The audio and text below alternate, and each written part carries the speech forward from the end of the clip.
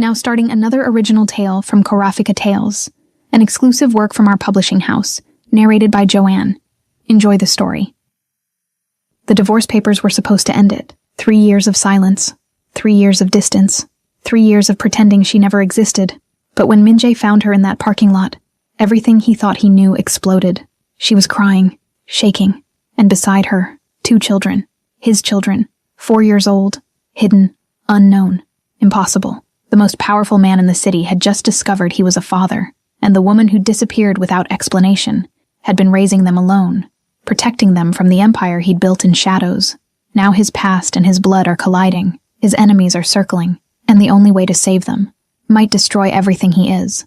This is the story of a king who never knew he had heirs, and the woman who kept the most dangerous secret of all. Approximate character. Count. 8,000. The rain came down like judgment. Min-jae stood beneath the overhang of the high-rise parking garage, phone pressed to his ear, his voice cold and measured. The kind of voice that ended arguments before they began, the kind that made grown men reconsider their choices. "I don't care what his excuse is," he said quietly. He had a week. He failed. Handle it. He ended the call without waiting for a response. 32 years old, owner of half the commercial real estate in the city, silent partner in enterprises that didn't ask questions, heir to a legacy built in whispers and enforced through fear. And tonight, he was supposed to sign divorce papers that had been delayed for 3 years. Min-jae had sent his attorney to finalize it months ago. Clean, efficient, final, no contact, no drama. Just the legal dissolution of a marriage that had died long before the paperwork was filed. But 2 hours ago, his lawyer called. She'd canceled the meeting. No explanation. No rescheduling. Just canceled. It made no sense. She'd been the one to leave. She'd been the one to walk out of the penthouse 3 years ago without looking back. She'd been the one who'd gone silent, vanished into a life he'd stopped trying to imagine, and now she was refusing to end it. Min-jae didn't do confusion. He did control, so he'd traced her location through contacts he wasn't supposed to use for personal matters, found her last known address, drove across the city in the rain with his jaw tight and his patience thinner than the thread holding his composure together. The parking garage was attached to a modest apartment complex on the west side. Nothing like the world they'd shared. Nothing like the life he still lived. He stepped into the rain, his black coat catching the downpour as he moved toward the rows of parked cars. His shoes echoed on wet concrete. His breath formed clouds in the cold air. And then he saw her, Ji-hee. She was standing beside an old sedan, her back to him, her shoulders trembling. Even from 20 feet away, he could hear it, the sound of someone trying not to break. Min-jae stopped. She looked thinner. Her hair was longer, pulled into a messy ponytail. She wore jeans and a worn jacket that had seen better years. The woman who used to move through charity galas in designer gowns now looked like she'd been carrying the weight of the world on her own. He should have called out, should have demanded answers, should have stayed cold. But something in the way she stood there, shaking, alone, soaked, made him move forward in silence. And that's when he heard them. Small voices, high-pitched, uncertain.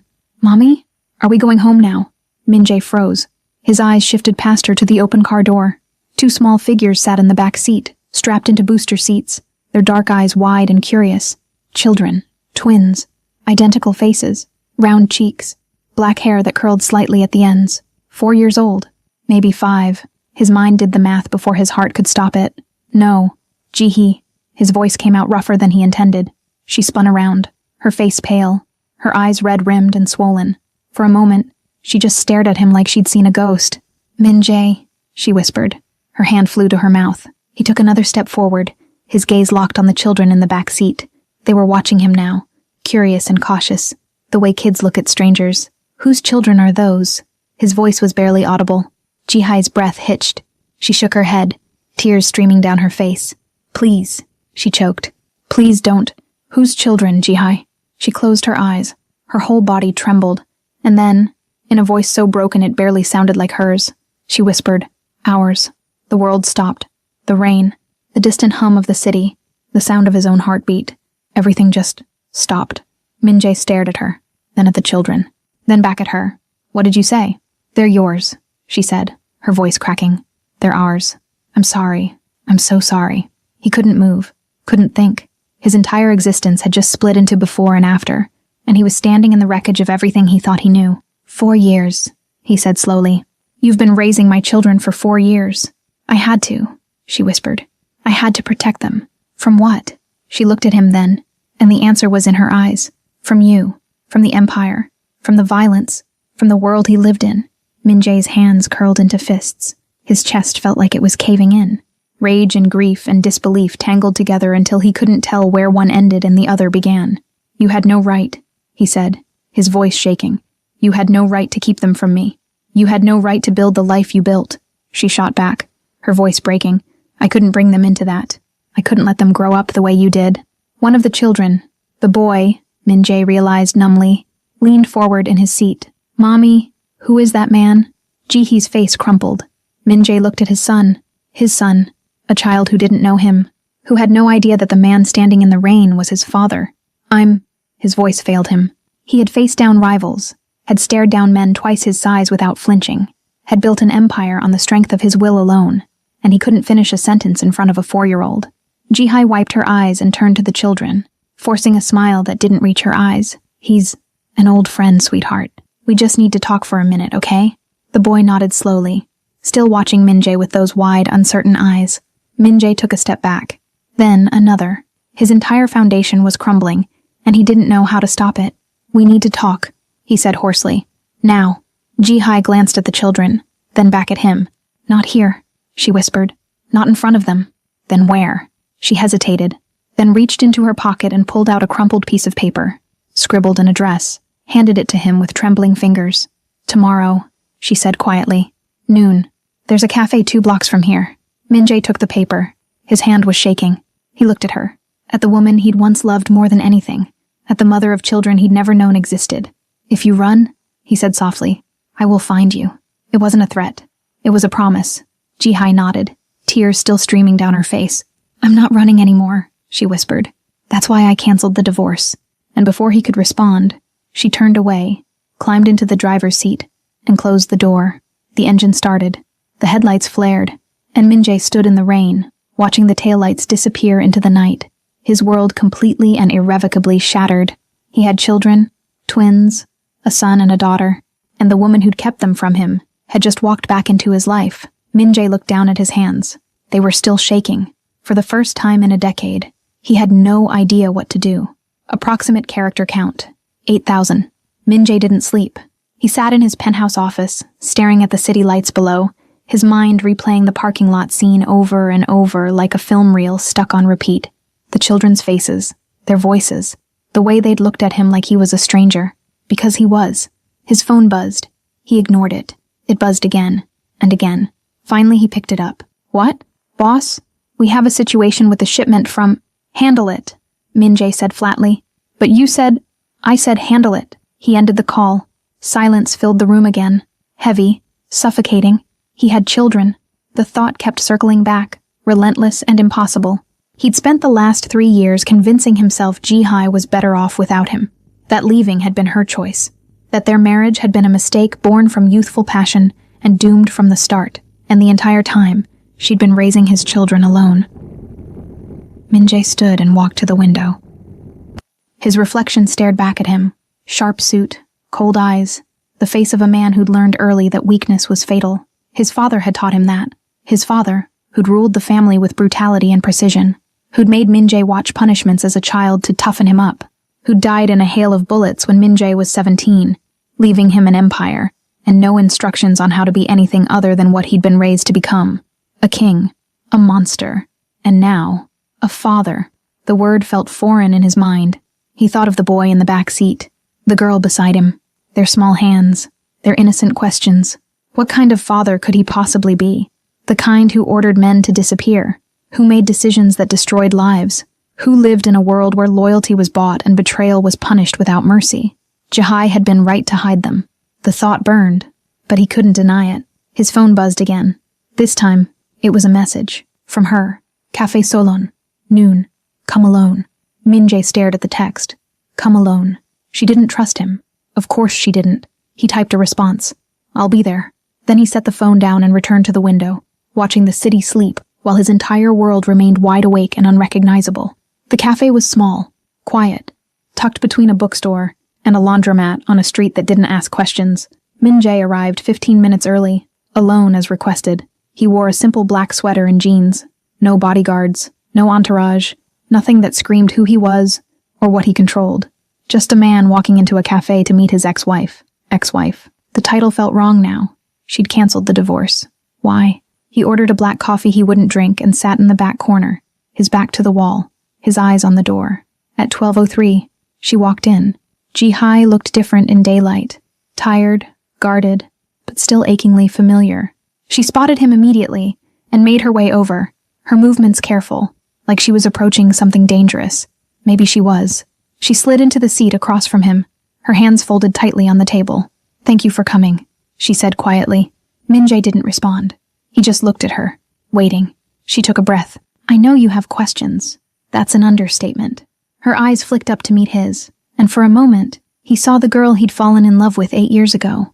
The one who'd smiled at him across a university library and made him believe he could be something other than his father's son. "I was pregnant when I left," she said softly. "I found out 2 weeks before I walked out." Min-jae's jaw tightened. "And you didn't tell me." "I couldn't." "Why?" "Because I knew what would happen." Her voice broke. "You would have kept me, locked me in that tower you call a home, surrounded me with guards and rules and fear. You would have controlled every part of my life and called it protection. They're my children," he said, his voice dangerously low. "I had a right to know. And what would you have done with that right?" She shot back, her eyes flashing. "Raised them in your world? Let them grow up watching you become your father?" The words hit like a physical blow. Min-jae leaned back, his hands gripping the edge of the table. "I am not my father," he said through gritted teeth. "Aren't you?" She leaned forward. "Tell me, Min-jae, in the last 3 years, have you done anything that would prove that? Have you walked away from the family business? Have you built a life that doesn't revolve around power and fear?" He said nothing, because she was right, and they both knew it. Ji-hai's eyes glistened with unshed tears. "I didn't leave because I stopped loving you," she whispered. "I left because I loved you too much to watch you disappear into that world completely. And I loved our children too much to let them watch it too." "Our children," Min-jae repeated, the words still foreign. "What are their names?" She hesitated. Then softly, "Min-ho and Ji-ah." "Min-ho, Ji-ah, his son, his daughter." "Why did you cancel the divorce?" he asked. Ji-hai looked down at her hands. "Because 3 weeks ago, a man followed me home from the grocery store." Min-jae went still. "He didn't do anything," she continued quickly. "Just watched, from across the street, and then he was gone. But I recognized the look in his eyes, the same look your father's men used to have." Ice flooded Min-jae's veins. "Someone from the family?" "I don't know, but it scared me.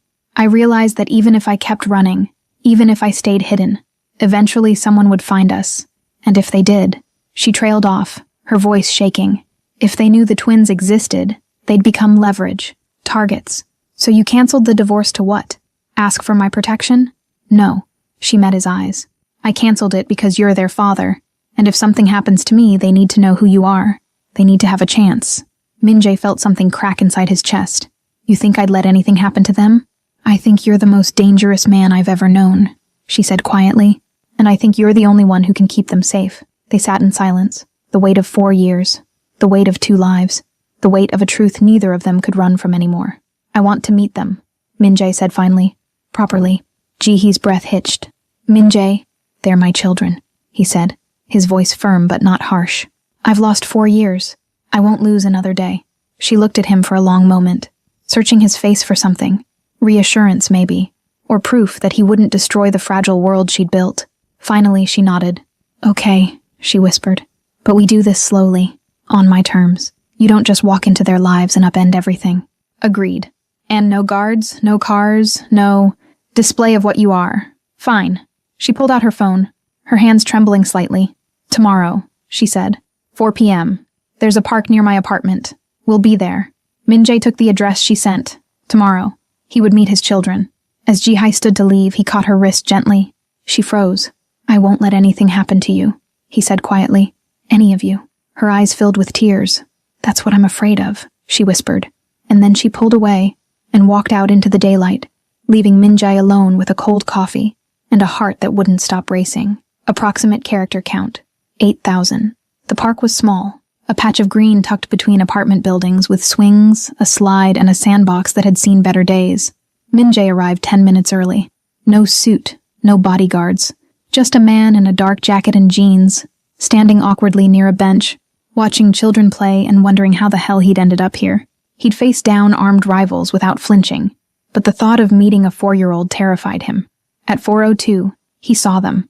Ji-hai walked into the park holding both children's hands. They were dressed in bright jackets, Minho in blue, Jia in yellow, their small faces lit with the kind of joy only children possess. Min-jae's breath caught. They were beautiful. They had Ji-hee's smile, his eyes, a perfect blend of everything they'd been before the world had broken them apart. Ji-hai spotted him and said something to the twins. They looked over, curious but cautious, and then they walked toward him. Min-jae's hands clenched at his sides. He had no script for this, no strategy, no control. He was completely, utterly out of his depth. "Hi," Ji-hai said softly when they reached him. "Hi," he managed. She knelt down beside the twins, her voice gentle. "Minho, Jia, this is Min-jae. He's someone very important, someone who cares about you very much." The little girl, Jia, tilted her head. "Are you Mommy's friend?" Min-jae's throat tightened. "Yes." Before you continue, you have 2 choices right now. Keep listening to short previews, or unlock the full stories. You get 30 complete stories, over 30 hours of exclusive audio, no ads, no interruptions.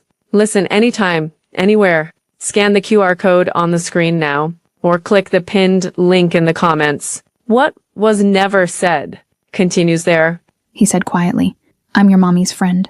"Do you like swings?" Minho asked suddenly. The question was so innocent, so completely divorced from the weight of the moment, that Min-jae almost laughed. I don't know," he admitted. Minho's eyes widened. "You don't know if you like swings? I haven't been on one in a very long time." The boy grabbed his hand without hesitation. "Come on, I'll show you."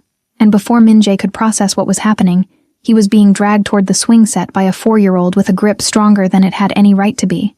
Ji-hai followed, Jia skipping beside her, and for a surreal moment they looked like a normal family spending a normal afternoon in a normal park. Except nothing about this was normal. Minho climbed onto a swing and looked at Min-jae expectantly. "You have to push me," he announced. Min-jae glanced at Ji-hai. She nodded encouragingly. He stepped behind the swing and gave it a gentle push. "Higher!" Minho shouted, laughing. Min-jae pushed harder. The boy's laughter filled the air, bright and uninhibited, and something inside Min-jae's chest cracked wide open. This was his son. His son. Jia tugged on his jacket. "Me too." And so he pushed her too, alternating between the 2 swings, listening to their laughter, watching their joy, and feeling like he'd stepped into a world he didn't deserve, but desperately wanted to stay in. After a while, the twins ran off to the slide, and Min-jae sank onto a bench beside Ji-hee. They sat in silence, watching the children play. "They're incredible," he said finally. "They are," Ji-hai agreed softly. Do they ask about me?" She hesitated. "Sometimes. I told them their father loved them but couldn't be with us. I never said you were dead. I just said you were far away." Min-jae nodded slowly. "When are you going to tell them the truth?" "I don't know," she whispered. "I don't know how." He looked at her, really looked at her, saw the exhaustion in her eyes, the fear, the fierce protectiveness. "You did this alone," he said quietly. "For 4 years. I can't imagine how hard that was." Ji-hai's eyes welled up. "It was the hardest thing I've ever done," she admitted. "But I'd do it again, because they're safe, they're happy. They don't know what you are, what I was part of, what I am," Min-jae repeated. "Not who I am." She met his gaze. "Is there a difference anymore?" Before he could answer, Minho ran back over, breathless and grinning. "Min-jae, do you want to see my truck? It's the best truck ever." He held up a small yellow toy truck, dirt-streaked and well-loved. Min-jae took it carefully, turning it over in his hands. "It is a great truck," he said seriously. Minho beamed. "I got it for my birthday. Mommy says if I take good care of it, it'll last forever."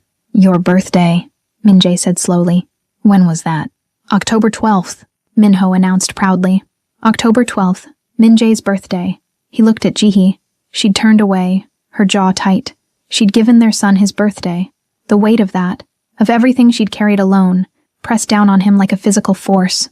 "That's a very good birthday," he said quietly. Minho nodded and ran back to the sandbox where Jia was building a castle. Min-jae watched them, his mind racing. "I want to be part of their lives," he said. Ji-hai turned to look at him. "Min-jae, I know what you're going to say. I know I'm dangerous. I know my world is dangerous. But they exist, Ji-hai. They're real, and I can't just walk away." "I'm not asking you to walk away," she said quietly. I'm asking you to think about what being part of their lives actually means. You can't be two people. You can't be the man who runs an empire built on fear, and the man who pushes swings in a park. Why not? Because one will destroy the other. Her voice broke. And I won't let it destroy them. Min-jae stood, his hands clenched into fists. So what do you want from me? Money? Protection from a distance? To pretend I don't exist except when you need something? I want you to choose, she said, standing to face him. I want you to decide if you're going to be their father, or if you're going to stay the king, because you can't be both. You don't get to give me ultimatums. I'm not. Her voice was steady now, firm. I'm giving you the same choice I made 4 years ago. The same choice I make every single day. Them, or everything else. They stared at each other. Two people who'd loved each other once. Two people who'd built a life and watched it burn. Two people who now had something more important than either of them. I need time, Min-jae said finally. Time for what? To figure out how to do this. How to be what they need without losing everything I've built. Ji-hai shook her head sadly. That's the problem, Min-jae. You still think you can have both.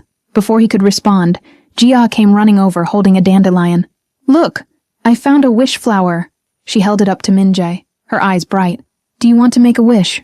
Min-jae knelt down so he was eye level with her. What should I wish for? He asked softly. Ji-ah thought about it very seriously. You should wish for something that makes you happy, she said. That's what Mommy always says. He looked at this little girl, his daughter, holding a dandelion and offering him the world's simplest wisdom. Okay, he said. I'll wish for something that makes me happy. He took the dandelion and blew. The seeds scattered into the wind, carried away into a sky he couldn't control. Ji-ah clapped her hands. What did you wish for? She asked. Min-jae glanced at Ji-hee, at Min-ho in the sandbox, at the life unfolding in front of him that he'd never imagined existed. I can't tell you, he said gently, or it won't come true. But the truth was, he didn't know what he'd wished for. He didn't know if he'd wished to stay, or to leave, to fight for them, or to protect them by disappearing. All he knew was that for the first time in a decade, he wanted something more than power, and he had no idea how to get it. Approximate character count, 8,000. Min-jae didn't go home that night. He sat in his car outside Ji-hee's apartment building, watching the lights in her third-floor window flicker off one by one. First the living room, then the kitchen. Finally, the small bedroom where he knew his children were sleeping. His children. The words still didn't feel real. He'd spent 3 hours at that park. 3 hours pushing swings and listening to stories about preschool and learning that Min-ho loved dinosaurs and Ji-ah was obsessed with butterflies. 3 hours being someone he'd forgotten how to be. And now he was back in his car, in the dark, in the world he actually belonged to. His phone buzzed. Dae-jung. Boss, we need to talk. Now. Min-jae closed his eyes. Dae-jung was his second in command, his oldest friend. The only person in the organization who could get away with texting him like that. He started the engine and drove. 20 minutes later, he walked into the private back room of a restaurant he owned. Dae-jung was already there, pacing, his expression dark. We have a problem, Dae-jung said, the moment Min-jae closed the door. When don't we? This is different. Dae-jung pulled out his phone and showed him a photo. Min-jae's blood turned to ice. It was Ji-hai, walking out of a grocery store. Min-ho and Ji-ah on either side of her, holding her hands. The photo was taken from across the street, zoomed in, professional. Where did you get this? Min-jae's voice was deadly quiet. It was sent to the family council 2 hours ago, anonymously. The family council, the network of elders and underbosses who'd served his father, who still questioned whether Min-jae was strong enough to lead. Who sent it? We don't know yet, but whoever it is, they know about the woman, and they know about the kids. Min-jae's hands curled into fists. They're not just the kids, he said softly. They're my children. Dae-jung went still. Your what? My son and daughter, 4 years old. I just found out 3 days ago. For a long moment, Dae-jung just stared at him. Then he sank into a chair, running a hand through his hair. Min-jae, he said quietly, do you understand what this means? If the council knows you have children, if anyone knows, they become leverage, targets. Every enemy you've ever made will come for them. I know. Then what are you going to do? Min-jae looked at the photo again, at his children's faces, frozen in a moment of innocent happiness. I'm going to protect them. How? By bringing them into this world? By putting guards on a 4-year-old? If I have to. Dae-jung stood, his voice rising. You can't protect them from what you are. Your father tried that with you, remember? He kept you close, surrounded you with guards, taught you to fight and survive and never trust anyone. and look what it made you." The words hit like bullets, because Dae-jung was right. Min-jae had become his father, not in spite of the protection, but because of it. "So what do you want me to do?" Min-jae demanded. "Walk away? Pretend they don't exist?" "I want you to think," Dae-jung said, his voice breaking. "I want you to think about what's best for them, not for you." "And you think abandoning them is what's best?" "I think keeping them in the dark is what's best. Let them live normal lives. Pay for everything from a distance. Protect them without them ever knowing who you are. But the moment you step into their world as their father, the moment you claim them publicly, you paint a target on their backs that will never go away." Min-jae turned away, his chest tight. He'd held his daughter's hand. He'd pushed his son on a swing. He'd seen them smile at him with complete trust. How was he supposed to walk away from that? "I need options," he said finally. "There's only one option," Dae-jung said quietly. "You stay away. You let her raise them. You protect them from the shadows. And you live with the fact that they'll never know you." Min-jae's phone buzzed. A text from Ji-hai. "Ji-hai, there was a car outside my building tonight. Same one from 3 weeks ago. I'm scared." His heart stopped. He showed Dae-jung the message. "They're already watching her," Min-jae said, his voice cold. "Which means staying away won't protect them. They're already in danger just by existing." Dae-jung cursed under his breath. "Then you need to move them. Tonight. Somewhere secure. Somewhere no one can find them." "She won't agree to that." "Then make her. You're good at making people do what you want." Min-jae's jaw tightened, but he was already typing a response. "Min-jae, pack a bag. I'm coming to get you. All of you. Now." 30 minutes later, he was standing at Ji-hai's door. She opened it with wide, frightened eyes, the twins asleep on the couch behind her. "What's happening?" she whispered. "Someone knows about them," Min-jae said quietly. "We need to leave. Now." "Leave to where?" "Somewhere safe. Min-jae. Ji-hee." He looked at her with an intensity that made her breath catch. "I will not let anything happen to you. To them. But you need to trust me. Please." She searched his face, looking for the boy she'd fallen in love with, looking for proof that he wasn't just the king anymore. "Okay," she whispered, "but we do this my way. No army of guards, no fortress. Just somewhere quiet." He nodded. "I have a place. Outside the city. No one knows about it. Not even Dae-jung. How do I know I can trust you?" Min-jae stepped closer, his voice soft but fierce. "Because they're my children too. And I would burn this entire city to the ground before I let anyone hurt them." Ji-hai's eyes filled with tears. "That's what I'm afraid of," she whispered. But she turned and started packing. They drove in silence. Minho and Jia were asleep in the back seat, buckled into car seats Min-jae had bought that afternoon. Ji-hai sat in the passenger seat, staring out the window, her hands trembling in her lap. "Where are we going?" she asked quietly. "A cabin. 2 hours north. My mother's family owned it before she died. No one from the organization knows it exists." "Your mother?" Ji-hai glanced at him. "You never talked about her." "There wasn't much to say. She died when I was 6. My father made sure I forgot her." "I'm sorry." Min-jae didn't respond. They drove through the darkness, the city lights fading behind them, replaced by empty highways and dense forests. Finally, Ji-hee spoke again. "What happens after this? We can't hide forever." "I know. Then what's your plan?" Min-jae's hands tightened on the steering wheel. "I find out who's threatening you. I eliminate the threat. And I make sure it never happens again." "By doing what? Killing people?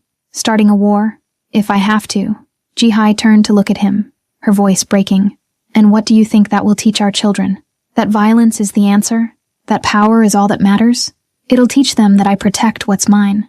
They're not possessions, Min-jae. They're people. Innocent, beautiful people who deserve a father who doesn't solve every problem with fear and blood." Her voice rose, and in the back seat, Jia stirred. Min-jae pulled over to the side of the road. He put the car in park and turned to face her. "Face. Then tell me what you want," he said, his voice raw. "Tell me how to do this. Because I don't know. I don't know how to be what they need. I don't know how to be anything other than what I am." Ji-hai's tears spilled over. "I want you to choose," she whispered. "I want you to look at those 2 babies sleeping in the back seat and decide if they're worth more than your empire, if they're worth more than your pride, if they're worth more than the legacy your father left you." Min-jae looked at the rearview mirror, at Minho, his little face peaceful in sleep, clutching his yellow truck, at Jia, curled up with her head on her brother's shoulder, her butterfly hair clip still in place. "They are," he said quietly. "They're worth everything." "Then prove it," Ji-hai said. "Don't just say it. Prove it." And for the first time in his life, Min-jae didn't have an answer. Approximate character count, 8,000. The cabin was small, rustic, tucked so deep into the woods that even the moon seemed distant. Min-jae carried the twins inside one at a time, laying them gently on the bedroom's twin beds without waking them. Ji-hee followed, pulling blankets over them, smoothing their hair, whispering soft reassurances they couldn't hear. When she came back to the living room, Min-jae was standing by the window, staring out into the darkness. "We're safe here," he said quietly. "For now." Ji-hee sank onto the couch, exhausted. "How long is for now?" "Until I figure out who sent that photo. Until I neutralize the threat. And then what? We go back to hiding? We run again?" Min-jae turned to face her. "I won't let you run anymore." "Then what's the alternative? Living in a fortress? Having armed guards follow us to the grocery store? Raising our children in fear?" "I don't know." The words burst out of him, raw and desperate. "I don't know, Ji-hee. I've spent my entire life solving problems with strategy and force. But this, I don't know how to solve this." She looked at him, really looked at him, and saw something she hadn't seen in years. Vulnerability. "You're scared?" she said softly. Min-jae's jaw tightened. "I'm terrified. I've faced down men with guns without flinching, but the thought of failing them." His voice broke. "I can't fail them." Ji-hee stood and crossed the room. She stopped in front of him, close enough to see the cracks in his armor. "Then don't try to protect them the way your father protected you," she whispered. "Don't make them afraid of the world. Don't make them hard. Teach them to be strong and kind, powerful and gentle. Everything you could have been if you'd had a choice. I don't know if I can." "Then learn." She reached up and touched his face, her hand trembling. "You're not your father, Min-jae. You never were. You just spent so long pretending to be him that you forgot who you really are." For a moment, they just stood there, two people who'd loved and lost each other, standing in the wreckage of what could have been. And then Min-jae's phone shattered the silence. He pulled it out. Unknown number. He answered. "Yes?" A voice. Distorted. Cold. "You have something that belongs to us." Min-jae's blood turned to ice. "Who is this?" "It doesn't matter who I am. What matters is that you understand the position you're in. You took over your father's empire without permission from the original families. You've been operating independently for 3 years. That ends now. What do you want? Control. 50% of your operations. Access to your supply lines. And your complete cooperation. And if I refuse, then the woman and the children become our message to everyone who thinks they can defy us." The line went dead. Min-jae stood frozen, the phone still pressed to his ear, his entire world collapsing. Ji-hee grabbed his arm. "Min-jae, what is it? What did they say?" He looked at her, and she saw something in his eyes that made her blood run cold. Pure, unadulterated fear. "They know where we are," he whispered. "What?" "They knew I would bring you somewhere remote. They've been tracking us." Ji-hee's hand flew to her mouth. "The children—" Min-jae was already moving. He grabbed his keys, his gun from the bag he'd brought, his mind racing through options that were all equally impossible. "We need to leave. Now." "Where?" "If they're tracking us, then I lead them somewhere else. Somewhere away from you." "No." Ji-hee grabbed his arm. "You're not leaving us here alone. I'm not leaving you. I'm drawing them away. Dae-jung will come get you. He's the only person I trust." "Min-jae, Ji-hee, listen to me." He grabbed her shoulders, his voice fierce. "I will not let them use you. I will not let them hurt our children. But if I stay here, I make you targets. If I leave, I might be able to end this. Or you'll get yourself killed. Then I'll die knowing you're safe." Tears streamed down her face. "That's not good enough," she choked. "They need their father. I need—" She stopped, her voice breaking. "What?" he whispered. "What do you need?" She looked up at him, her eyes filled with everything they'd lost, and everything they could still have. "I need you to come back," she whispered. "I need you to choose us and come back." Min-jae pulled her into his arms, held her the way he hadn't in 4 years, let himself feel everything he'd buried. "I promise," he whispered into her hair. "I promise I'll come back." And then he let go.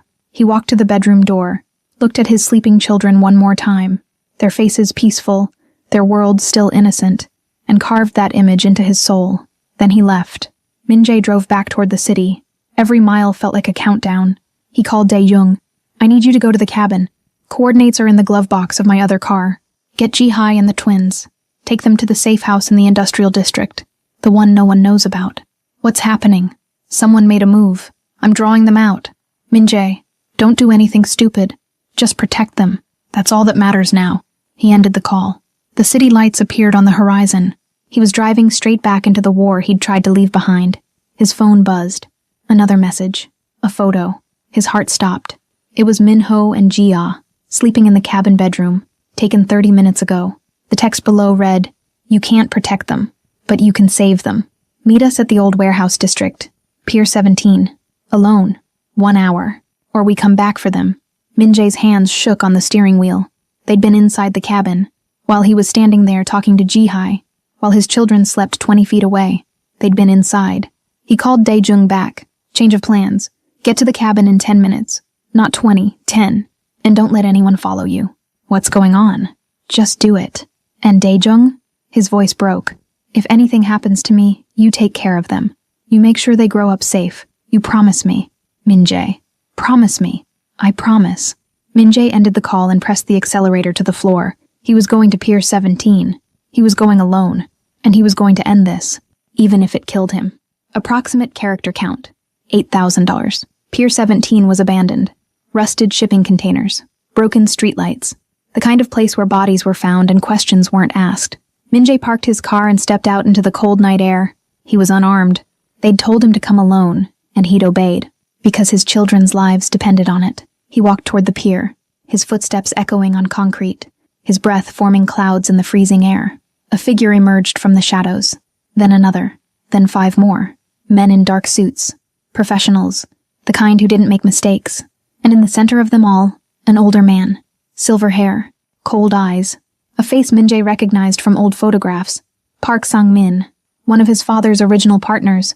A man who'd been pushed out when Min-jae took over. A man who'd been waiting for revenge. "Min-jae," Sang-min said, his voice smooth. "You look just like your father. It's almost tragic." Min-jae said nothing. "I assume you received our message. What do you want?" "I already told you. Control, partnership, respect." Sang-min stepped closer. "Your father understood how this world works. You build empires together. You share power. You don't cut out your allies the moment you take the throne." "You weren't allies," Min-jae said coldly. "You were parasites." Sang-min smiled. "Careful. You're in no position to insult us. Not when we know about your family." Min-jae's jaw tightened. "Leave them out of this." "Oh, but they're already in it. The moment you fathered children, you created leverage. And leverage is currency in our world. They're innocent. So was your father. Once. But innocence doesn't last in this life, does it?" Min-jae took a step forward. "If you touch them, you'll what?" Sang-min laughed. "Kill us? Start a war? You're outnumbered, outmaneuvered, and out of options. The only reason you're still breathing is because we want you to understand something." "What?" "Power isn't just about fear. It's about knowing what people love, and destroying it if they don't cooperate." Min-jae's hands curled into fists. "So this is a threat." "This is a business proposal," Sang-min corrected. "You give us what we want, and your family lives. You refuse, and they become a memory." For a long moment, Min-jae just stared at him, at the man who'd helped build his father's empire, who'd profited from blood and suffering, who now stood here demanding submission. And Min-jae realized something. He was done. Done playing this game. Done pretending power was worth anything. Done being his father's son. "No," he said quietly. Sang-min raised an eyebrow. "Excuse me?" "I said no. You can have the empire. You can have the operations, the money, the territory. Take it all. I don't care anymore." Sang-min's eyes narrowed. "You think we'll just let you walk away? You think you can quit and live happily ever after with your little family? I think you want power, not blood. And if I'm out, there's no point in killing me. I'm no longer a threat." "You're always a threat," Sang-min said softly. "As long as you're alive, you're your father's heir. As long as you exist, people will follow you. So no, Min-jae, you don't get to walk away." He nodded to one of his men. The man raised a gun and pointed it at Min-jae's head. Min-jae didn't move, didn't flinch. He just thought of Minho's laugh, Jia's smile, Ji-hai's tears, and realized that dying for them was the easiest choice he'd ever made. "Go ahead," he said quietly. "But know this, if I die, Dae-jung takes over, and he's 10 times more ruthless than I ever was. You'll start a war you can't win." Sang-min hesitated, and in that moment of hesitation, everything changed. Headlights flooded the pier, cars, multiple vehicles, screeching to a stop, doors opening, footsteps. Dae-jung emerged from the lead car, flanked by 20 armed men. "Lower your weapons," Dae-jung commanded, his voice cold. "Now." Sang-min's men hesitated. Dae-jung walked forward until he stood beside Min-jae. "You made a mistake," Daejung said to Sangmin. You threatened his family, and that makes this personal, not just for him, for all of us. He gestured to the men behind him.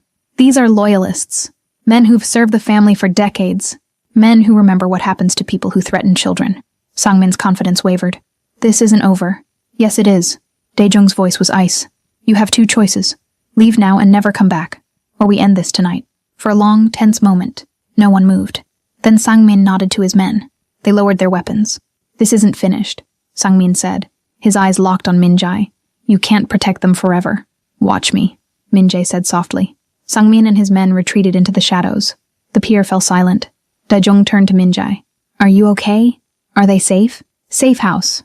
Triple security. I have my best people on them. Min-jae's legs nearly gave out. He leaned against a shipping container, his whole body shaking. Thank you, he whispered. Don't thank me yet, Daejung said quietly. This was just the first move. They'll come back, and next time, they won't negotiate. Min-jae looked at his oldest friend. Then what do I do? You make a choice, Daejung said. The one you've been avoiding. You either stay in this world and put them in constant danger, or you leave it behind completely. There's no middle ground anymore. I can't just walk away. They'll still come for me. Not if you disappear properly. New identities, new country, new life. I can make it happen. And leave everything behind? You'd be leaving this behind. Daejung gestured to the pier, the darkness, the violence. But you'd be taking them with you. Isn't that worth it? What you've heard so far is only the surface. These stories weren't meant to be consumed in fragments. They were created to be experienced from beginning to end. When you unlock full access, you receive 30 complete audio stories, over 30 hours of immersive storytelling, private members-only area not available on YouTube. No ads, no interruptions. Listen on any device, anytime. Lifetime access. And that's not all. You also get access to an exclusive private community where you can talk directly with me and decide your own stories once a week. But be aware, access for new members is closing. Scan the QR code now or click the pinned link in the comments. What was never said continues now. If you choose to enter. Min-jae closed his eyes. His children, his empire, his past, his future, everything colliding in one impossible choice. I need to see them, he said finally. I need to see them and then I'll decide. Daejung nodded. Let's go. The safe house was an industrial loft in the warehouse district. Unmarked, anonymous. Min-jae walked in to find Ji-hee sitting on the couch, her eyes red from crying. The twins were asleep on a makeshift bed of blankets on the floor, peaceful and unaware. Ji-hee stood when she saw him. You're alive, she breathed. He crossed the room and pulled her into his arms. I'm alive, he whispered. And they're safe. We're all safe. For how long? I don't know. She pulled back to look at him. What happened? He told her everything.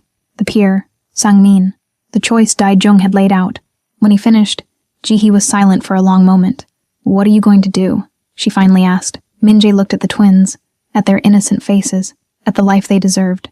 I'm going to give them a father, he said quietly. A real one. Not a king. Not a monster. Just a father. Ji-hee's eyes filled with tears. Does that mean? It means I'm walking away. From all of it. The empire, the power, the legacy, all of it. They'll come after you. Then we run. We disappear. We start over somewhere they'll never find us. And you're okay with that? Giving up everything you've built? Min-jae looked at her, at the woman he'd loved and lost and found again. I'm not giving up everything, he said softly. I'm choosing what actually matters. Ji-hee kissed him, soft and desperate and full of hope. And for the first time in years, Min-jae felt like he could breathe. 2 weeks later, they were gone. New names, new country, new life. Min-jae became Daniel Park, a business consultant. Ji-hee became Grace Park, an elementary school teacher. Minho and Jia started kindergarten in a small coastal town where no one knew their past. And for 6 months they were happy. They were a family. Min-jae learned to push swings and read bedtime stories. He learned that being a father meant showing up, not controlling. He learned that love was stronger than fear. And he started to believe they'd actually made it, that they were finally free. Then, on a sunny Tuesday afternoon, Min-jae was walking home from the park with the twins when his phone buzzed. Unknown number. He almost didn't answer, but something made him pick up. Hello?